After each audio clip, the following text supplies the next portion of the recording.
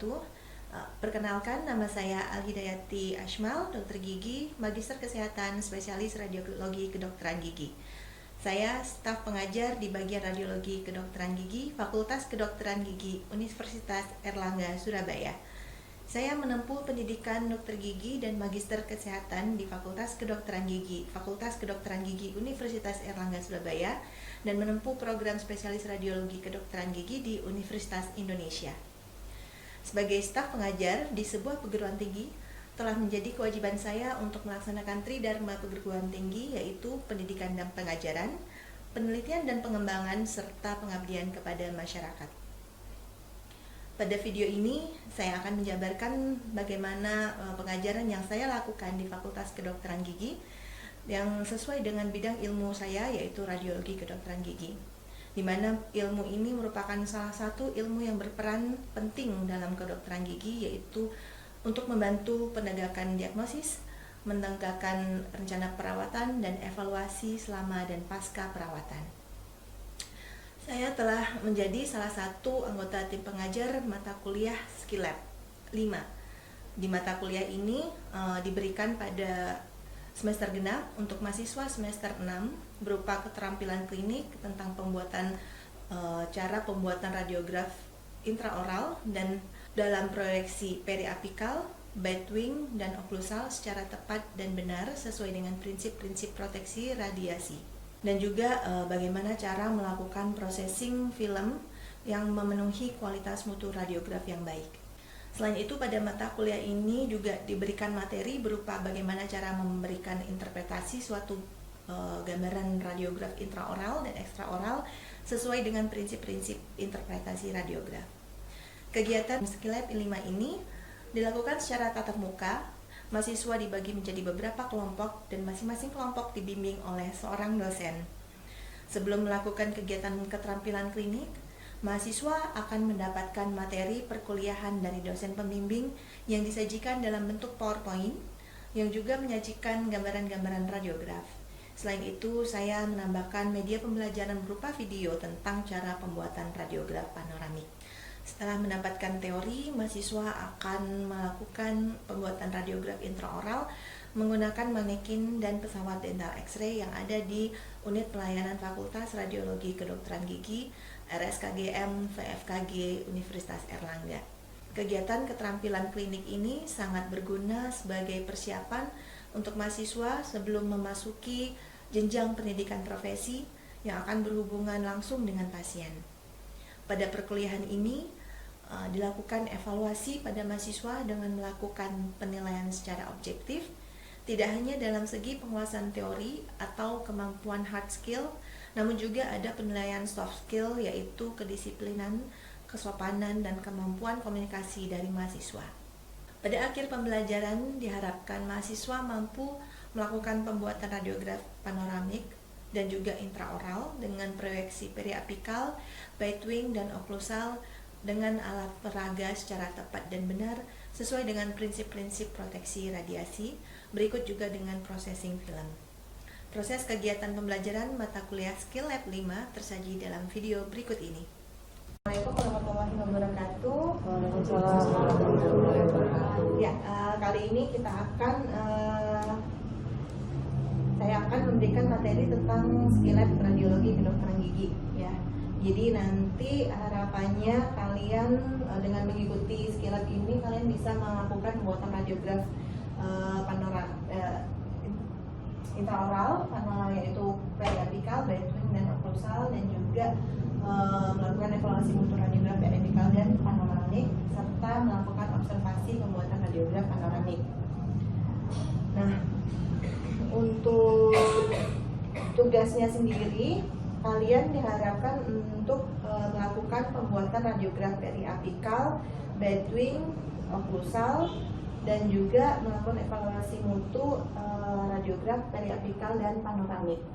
Nah, nanti ketika kalian melakukan itu semua, ada aspek-aspek yang akan saya nilai, yaitu mulai dari persiapan operator, persiapan penderita, bagaimana kalian memposisikan kepala pasien, lalu bagaimana kalian mengatur posisi film di dalam rongga mulut, lalu bagaimana kalian mengatur cone dan mengatur proyeksi intraoral dan melakukan pajanan sinar X serta melakukan processing hingga melihat evaluasi mutu dari hasil radiografinya sendiri.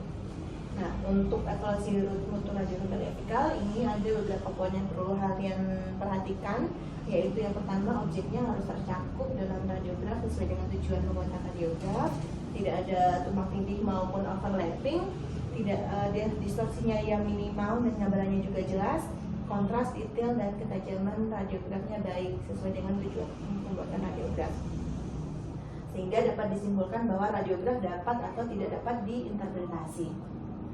Lalu untuk evaluasi mutu radiograf Batwing juga seperti ini, evaluasi mutunya hampir sama dengan gambaran radiograf dari apikal.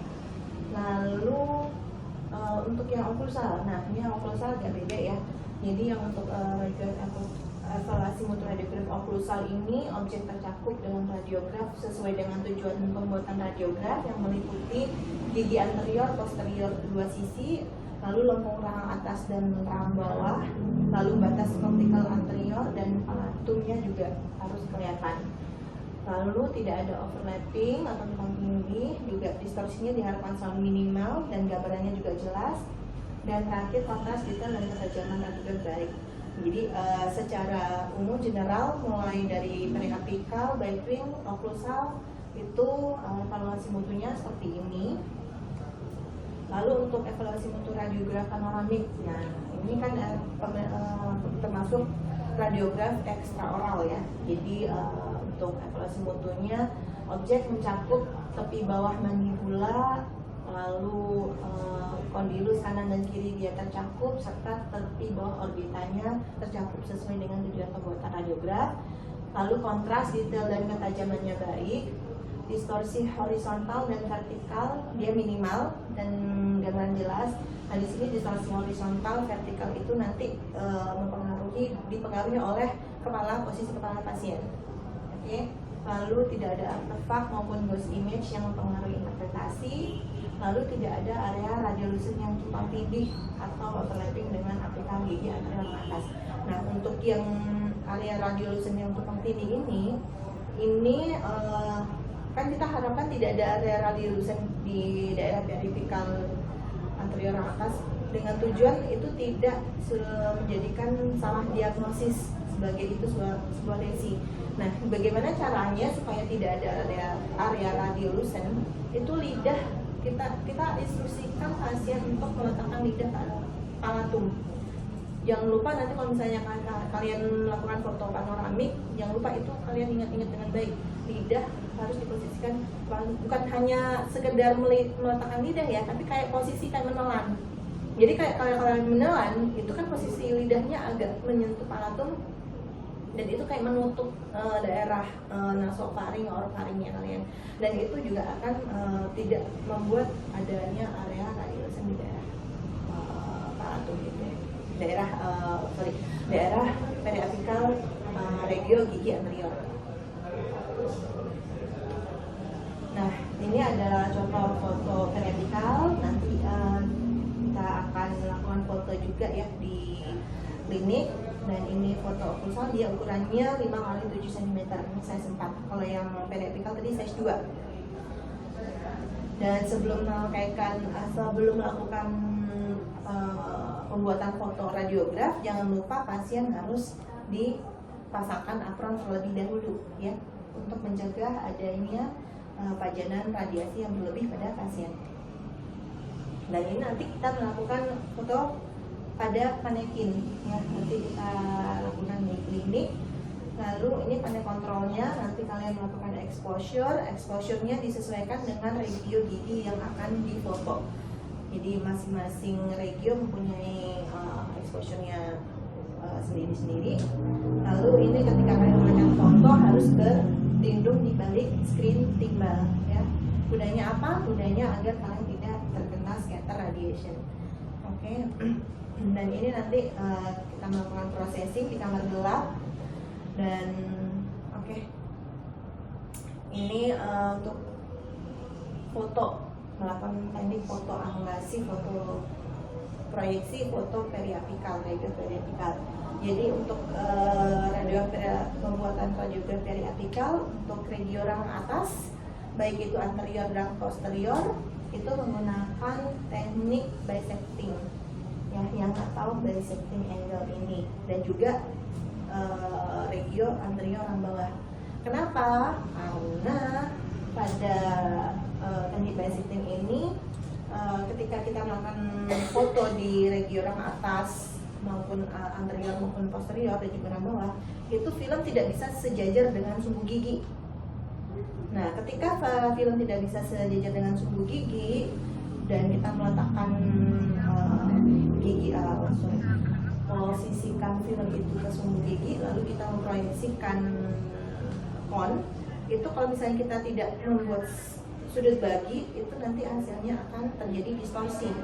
Makanya ada yang namanya sudut bagi, yang membagi antara sudut sumbu gigi dan film.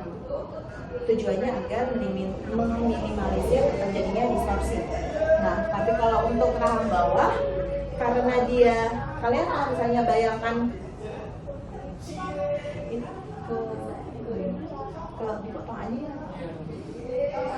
Jadi kalau misalnya di rahang bawah, itu kan kita kalau di rahang atas itu kan ada pakai bisecting karena nggak bisa lurus ya, karena ada palatum. Bawah karena lengkungannya yang anterior. Tapi kalau yang posterior dia kan bisa lurus. Jadi sehingga sumbu film itu bisa sejajar dengan sumbu gigi. Jadi makanya kenapa kok cuma rahang bawah posterior aja yang bisa dilakukan foto dengan proyeksi paralel. Tapi bisa nggak sih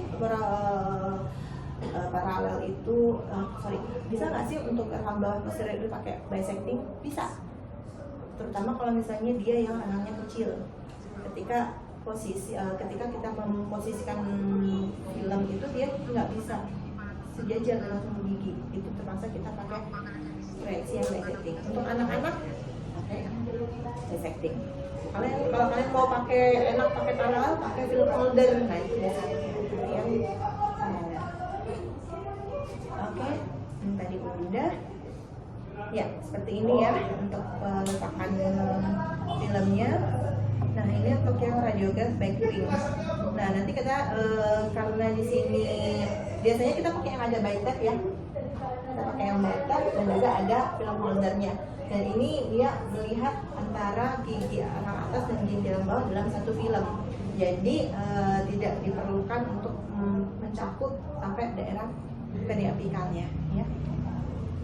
Untuk radiograf occlusal ada macam-macam, ada yang anterior maxillary occlusal projection, dia hanya untuk melihat daerah anterior. Kalau cross sectional maxillary occlusal projection dia melihat sampai ke posterior dari gigi, dan kalau lateral dia hanya satu sisi saja. Itu yang bawah, yang anterior mandibular occlusal projection, yang melihat anterior, dan cross sectional dia kita bisa melihat sampai yang bawah tanpa adanya overlapping ya. Lalu yang lateral untuk melihat yang satu sisi aja. Dan ini adalah untuk processingnya. Pertama kita masukkan ke dalam cairan developer, lalu kita siram di bawah air mengalir, lalu kita fixir, lalu kita bersihkan dan kita keringkan. Nah, untuk processing ini perlu diperhatikan di developernya, jangan sampai over developer atau under developer. Kalau over developer gambarannya akan terlihat lebih gelap, kalau under developer gambaran yang terlihat akan lebih terang. Jadi kalau dua-dua itu terjadi, itu tidak memenuhi suatu mutu radiograf yang baik. Nah, kalau misalnya tidak memenuhi suatu mutu radiograf yang baik, berarti kita harus mengulang lagi. Oke. Nah, ini kita latihan ya. Nah, ini ada latihan soal ada kalau dengan foto ini tidak bisa memenuhi radiograf dengan mutu yang baik ya. Karena apa? Misalnya kayak ini gigi 35, daerah periapikalnya tidak tercakup. Ya, di sini, dan juga filmnya juga peletakan filmnya miring, makanya dia tidak tercakup. Oke. Lalu yang di sini dia yang pertama terlalu dekat, terlalu terpotong bagian occlusal. Ini karena penempatan film yang kurang ke oklusal, terlalu ke apikal ya. Lalu juga dia lebih terang gambarannya, bisa karena over expose. Lalu kalau yang ini dia bagian apikalnya dia terpotong, lalu dia blur ya. Blur ini karena biasanya pasiennya bergerak ya. Lalu di sini kalau yang ini underdeveloper. Selain underdeveloper juga dia ada distorsinya berupa elongasi ya, bisa lihat ya akarnya memanjang. Nah kalau ini, di sini dia tampak overlapping daerah interdentalnya dan ada scratch. Biasanya scratch ini ketika membuka film scratch. Lalu ini fungsi untuk radiograf panoramik. Nah di sini dia selain blur ya, lalu ada di sini ada gambaran apron, ada artefak apronnya di sini. Lalu, nah kalau di sini dia ada gambaran ghost image berupa cervical spine. Ini biasanya karena posisi pasiennya yang tidak baik. Nah pertama kita lihat cervical spine-nya juga tidak tercakup ya. Ini kemungkinan karena pasien terlalu mundur ya, pasien terlalu ke belakang posisinya. Nah kalau ini bisa dilihat cervical spine-nya terlalu ini tercakup banyak nih, dan gigi-giginya juga terlihat kecil-kecil dan juga blurry. Ini karena pasien terlalu ke depan ya, terlalu ke depan, jadi cervical spine-nya tercakup sangat lebar. Nah kalau ini terlihat terlalu V. Nah ini karena posisi pasien kepalanya terlalu menunduk ya. Kalau garis lambungnya terlalu curam seperti ini, kalian harus curiga, berarti posisi kepala pasien juga terlalu menunduk, dan bisa dilihat juga cervical spine-nya juga agak miring ya. Nah kalau ini bisa dilihat curve smile-nya dia datar, ini karena posisi kepala pasien terlalu mendongak ya, mendongak, dan posisinya agak terlalu belakang, cervical spine-nya nggak tercakup. Lalu kalau ini bisa dilihat ramus kanan dan kirinya dia nggak sejajar, berarti ini pasiennya tilting, jadi kayak agak miring, dia agak miring ke kiri ya. Oke, ada pertanyaan? Dokter, kalau untuk di evaluasi bentuk vertikal tadi kan tidak boleh overlapping tumpang tinggi ya dokter. Itu kenapa tidak boleh? Ya, jadi kalau untuk gambaran radiograf periapikal kan kita untuk mengevaluasi gigi per gigi ya secara lebih jelas. Nah kalau misalnya overlapping itu tadi seperti ini. Nah kalau gambarannya seperti ini tadi, kita tidak bisa mengevaluasi daerah interdentalnya. Daerah interdentalnya akan tidak terlihat dengan jelas, terutama daerah alveolarnya. Kalau misalnya kita dari rujukan perio, pasti mereka ingin melihat apakah ada penurunan tulang alveolar apa enggak. Nah kalau dari sini dia tidak terlihat, kita nggak bisa tuh mengevaluasi ada penurunannya apa enggak, kan overlapping. Lalu kalau dari konsep, kalau misalnya ada sedikit aja rapies interdental, ini nggak bisa terevaluasi di sini, ternyata di sini gitu. Ada lagi yang mau bertanya?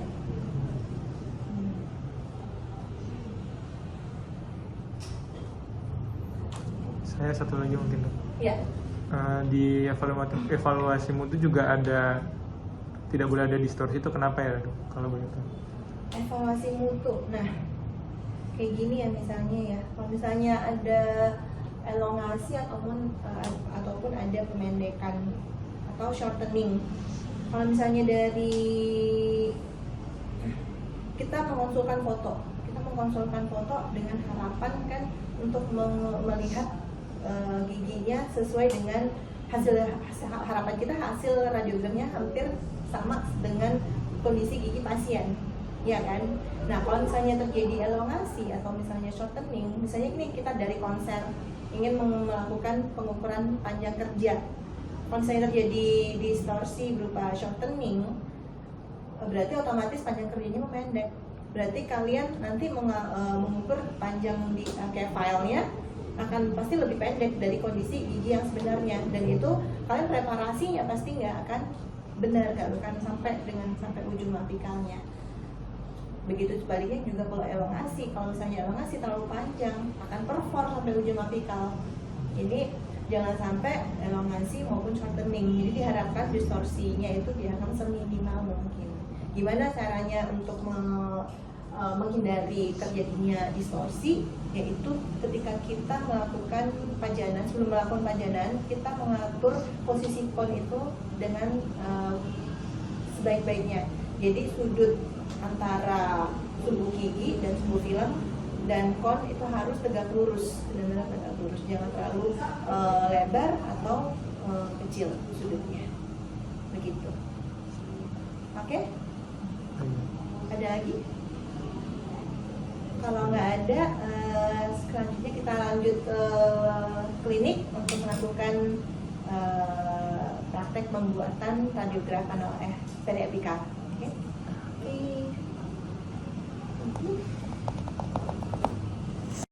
Jadi tadi kita sudah mendengarkan tentang bagaimana cara teori tentang pembuatan radiograf periapikal, oklusal dan bite-wing. Ya, jadi ini untuk film radiograf intraoral. Jadi ini yang periapikal, dia ukuran size 2, dan ini yang untuk oklusal. Periapikal dan bite-wing ya, kalau yang ini ya, periapikal dan bite-wing, kalau yang ini oklusal. Nah, sebelum kita melakukan foto, nah pastikan kita pertama-tama kita pastikan pasiennya apakah sudah sesuai dengan data yang ada. Pertama kita pasiennya benar apa enggak dengan surat konsulnya. Nah, setelah memastikan pasiennya sudah benar, kita arahkan pasien ke dalam. Lalu yang pertama kali kita tanyakan adalah pada pasien perempuan, kita harus memperhatikan pertanyaan pertama, yaitu apakah pasien ini hamil atau tidak. Ya, karena pada trimester awal-awal dan trimester akhir itu tidak disarankan untuk dilakukan foto periapikal maupun foto radiograf panoramik yang lain. Oke, lalu setelah kita tanya pada pasien apakah hamil atau tidak, kita tanya juga apakah memakai gigi dengan lepasan atau perangkat yang lain. Nah, kalau misalnya ada lepasan lain, kita sarankan untuk dilepas, dan juga kacamata, anting, dan kalung. Nah, setelah itu kita pasangkan apron. Nah, ini adalah apron. Lalu setelah kita pasangkan apron, kita posisikan pasien. Posisi pasien adalah semi supine, ya, semi supine. Nah, sebelum kita melakukan pajanan, kita juga harus tahu nih komponen-komponen dari radiograf sendiri. Yang pertama ini adalah kon. Ya, kon kalian nanti akan mengarahkan sinar X ke film ya yang ada yang kita pasangkan ke pasien. Ini kon, dan ini adalah panel kontrolnya untuk mengatur seberapa besar pajanan yang akan dipaparkan atau dipajankan ke pasien. Ya, dan ini adalah tombol untuk melakukan pajanan exposure. Sebelum kalian melakukan pajanan, kalian sudah ngeset di panel kontrol, kalian harus bersembunyi dulu di balik screen timbal ini, ya. Setelah kalian bersembunyi di balik screen timbal, baru kalian menekan pencet tombol exposure ini, ya. Paham ya? Nah, pada saat lalu kita posisikan film dulu. Kita posisikan film dulu. Nanti kalau untuk rahang atas, balik anterior, posterior, kita pakai teknik bisecting, ya. Misalnya kita mau pasang atau kita mau foto daerah posterior yang atas. Jangan lupa kita sisakan sedikit, kira-kira 2 mili ujung dari film. Oh iya, dilihat juga dotnya. Nah, ini adalah dot, guidance dot. Jadi dia bagian putih ini dia menghadap ke labial, yang ini menghadap ke palatal. Kalau misalnya kebalik, apa yang terjadi nanti akan ada gambaran aluminium foilnya. Ya, jadi harus perhatikan yang ini yang menghadap ke sinar langsung, dan point dotnya harus di daerah oklusal. Begitu pula di bawah point dotnya di atas berarti ya di oklusal. Kalau yang atas berarti di bawah. Ya, di sini kita pasangkan. Nah, di sini kan nggak bisa lurus kan, makanya kita pakai yang bisecting karena ada palatum. Kita pasang, terus dipegang oleh jari pasien seperti ini.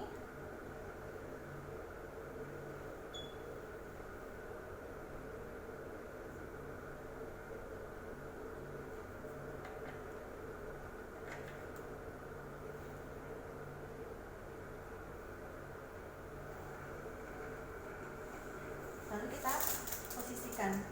Nah, ini kita perhatikan bahwa sudutnya kan tadi bisecting ya, dia ada sudut pembagi antara sudut film dan sumbu gigi ya. Jadi kita kira-kira pasiennya posisi konnya seperti ini, dipaskan di daerah yang kita ingin lihat. Oke. Oh ya, posisi kepala pasien.